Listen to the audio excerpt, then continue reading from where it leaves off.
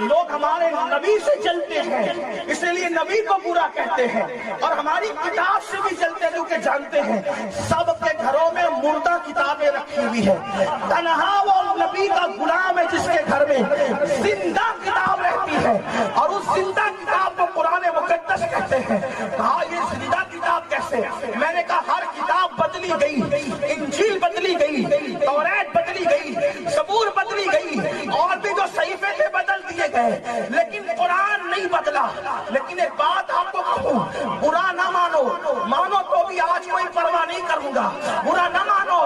آپ کہتے ہیں کہ کتاب ہماری کیوں نہیں بدلی گئی، کتاب ہماری کیوں نہیں بدلی گئی، تو کوئی کہے گا دارالعلوم ہم نے بنا لیے اس لیے کتاب نہیں بدلی گئی۔ تو کیا یہودیوں اور نصرانیوں کے یہاں ان کی خانقاہیں نہیں تھی، ان کی درسگاہیں نہیں تھی؟ آپ کہتے ہیں کہ دارالعلوم بنائے، مدرسے بنائے۔ آپ کو نہیں کہہ رہا ہوں، ادھر والوں کو کہہ رہا ہوں جن کو نبی اور آل نبی سے تکلیف ہوتی ہے، ان کو کہہ رہا ہوں تھوڑے سے اشارے بھی ذرا سمجھا کرو، اپنے پہ نہ لیا کرو۔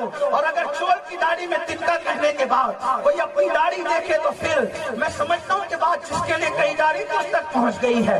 اللہ اکبر، عرض یہ کر رہا تھا اگر آپ کہتے ہیں کہ ہم نے مدرسے بنا لیے اس لیے قرآن بچا لیا، ہم نے مسجدیں بنا لی اس لیے قرآن بچا لیا، تو اوروں کے پاس بھی تو مسجدیں تھیں، اوروں کے پاس بھی تو درسگاہیں تھیں، آپ کہیں گے پھر قرآن کیسے بچ گیا؟